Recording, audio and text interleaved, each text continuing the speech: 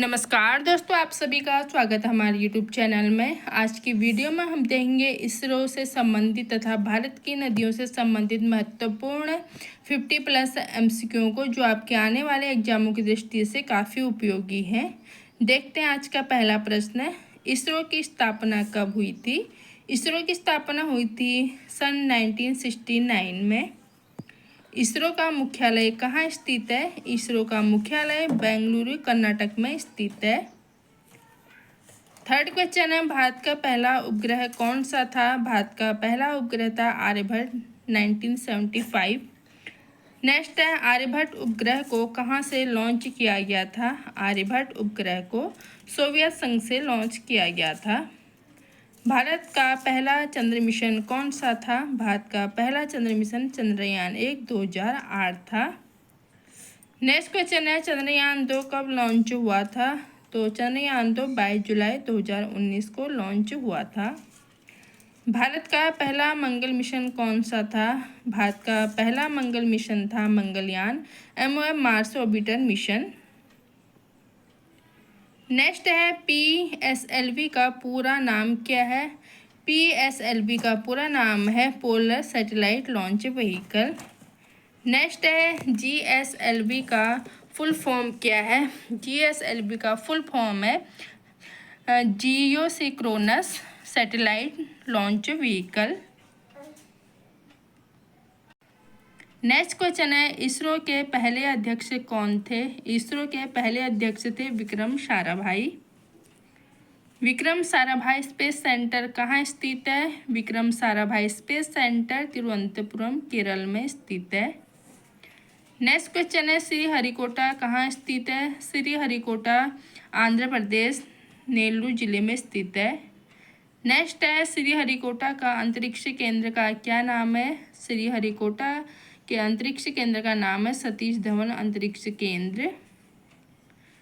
भारत ने कितने उपग्रह एक साथ लॉन्च कर विश्व रिकॉर्ड बनाया था 2017 में? तो भारत ने 104 उपग्रह को एक साथ लॉन्च कर विश्व रिकॉर्ड बनाया था, जिसे PSLV-C-37 मिशन नाम दिया गया था। इसरो द्वारा विकसित नेविगेशन सिस्टम का नाम क्या है? तो इसरो द्वारा विकसित नेविगेशन सिस्टम का नाम है navigation with Indian constellation. Next question है, भारत का पहला संचार उपग्रह कौन सा था? भारत का पहला संचार उपग्रह था इनसैट 1A। भारतीय रॉकेटों का परीक्षण स्थल कहाँ है? भारतीय रॉकेटों का परीक्षण स्थल Thumba equatorial rocket launching station Kerala में स्थित है। नेक्स्ट क्वेश्चन है, GS-86 किस प्रकार का उपग्रह है? GS-86 एक संचार उपग्रह है। इसरो का मिशन गगनयान किससे संबंधित है? इसरो का मिशन गगनयान मानव को अंतरिक्ष में भेजने का मिशन है। गगनयान मिशन में कितने अंतरिक्ष यात्रियों को भेजा जाएगा? गगनयान मिशन में 3 अंतरिक्ष यात्रियों को भेजा जाएगा। भारत का पहला सैन्य उपग्रह कौन सा था? भारत का पहला सैन्य उपग्रह था GS-87 रक्षक नाम दिया गया था इसे। इसरो के वर्तमान अध्यक्ष कौन है? तो इसरो के वर्तमान अध्यक्ष 2025 में एस सोमनाथ हैं। नेक्स्ट क्वेश्चन है, इनसैट और जीसैट उपग्रहों का क्या उपयोग है? तो इनसैट और जीसैट उपग्रहों का उपयोग है संचार, मौसम पूर्वानुमान और टेलीविजन प्रसारण के लिए। नेक्स्ट क्वेश्चन है, रिसैट 2B किस प्रकार का उपग्रह है? तो यह रडार इमेजिंग सैटेलाइट है। और आज का लास्ट क्वेश्चन है, इसरो से संबंधित अंतरिक्ष में भेजी गई भारत की पहली महिला अंतरिक्ष यात्री कौन थी? तो अंतरिक्ष में भेजी गई भारत की पहली महिला अंतरिक्ष यात्री थी कल्पना चौहान। अब हम देखेंगे भारत की प्रमुख नदियों के बारे में प्रश्नोत्तर, जिसमें पहला प्रश्न है, भारत की सबसे लंबी नदी कौन सी है? भारत की सबसे लंबी नदी है गंगा नदी। ब्रह्मपुत्र नदी भारत में किस राज्य में प्रवेश करती है? तो ब्रह्मपुत्र नदी भारत में अरुणाचल प्रदेश राज्य में प्रवेश करती है। गंगा नदी का उद्गम स्थल कहाँ है? गंगा नदी का उद्गम स्थल है उत्तराखंड में। गंगोत्री ग्लेशियर से गंगा नदी का उद्गम होता है। नेक्स्ट है यमुना नदी किस नदी की सहायक नदी है? यमुना नदी गंगा नदी की सहायक नदी है।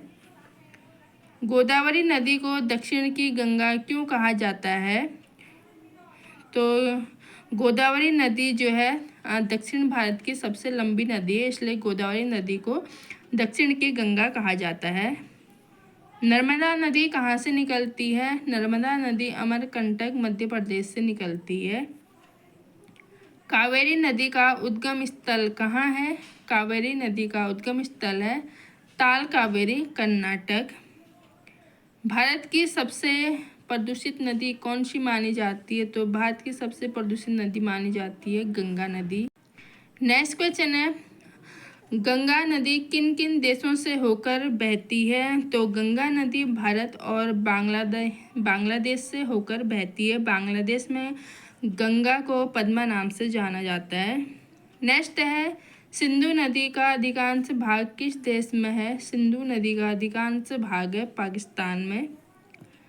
सतलुज नदी कहाँ से निकलती है? सतलुज नदी मानसरोवर झील तिब्बत से निकलती है। कौन सी नदी राजस्थान के थार रेगिस्तान से होकर बहती है? तो वो है लूनी नदी।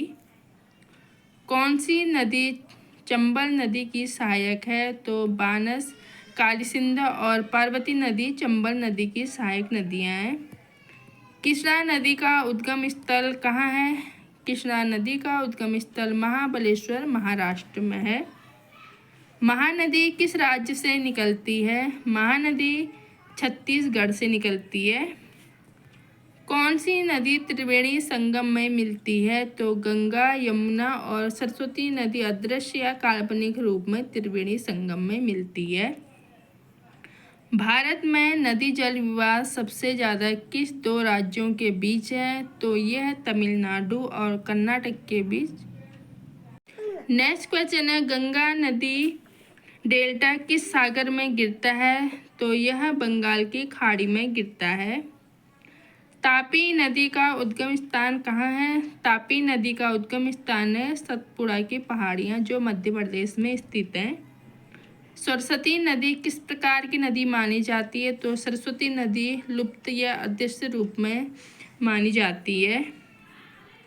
कौन सी नदी भारत और बांग्लादेश के बीच सीमा बनाती है? गंगा और तीस्ता नदी भारत तथा बांग्लादेश के बीच में सीमा बनाती है। कौन सी नदी भारत में सबसे ज़्यादा बांधों के लिए प्रसिद्ध है? तो भारत में सबसे ज़्यादा बांधों के लिए प्रसिद्ध है नर्मदा नदी। गंगा नदी की सबसे लंबी सहायक नदी कौन सी है? गंगा नदी की सबसे सहायक और लंबी नदी है यमुना नदी जो उत्तराखंड के बंदरपूज पर्वत से निकलती है। नेक्स्ट है झेलम नदी का उद्गम स्थल कहाँ है? झेलम नदी का उद्गम स्थल है वेरीनाग, जम्मू कश्मीर। कौन सी नदी पंचनद क्षेत्र में मिलती है? तो सतलुज, व्यास, रावी, चेनाब और झेलम पंचनद क्षेत्र में मिलती हैं। तो दोस्तों यहाँ पर हमने इसरो और भारत की नदियों से संबंधित महत्वपूर्ण प्रश्नों को देखा जो आपके आने वाले जनरल नॉलेज के दृष्टि से काफ़ी महत्वपूर्ण है।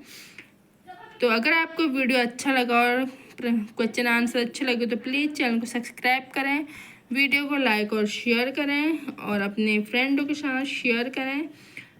आपको वीडियो कैसा लगा मुझे कमेंट बॉक्स में ज़रूर बताना। जल्दी मिलते हैं नए वीडियो में नई जानकारियों के साथ। तब तक के लिए धन्यवाद।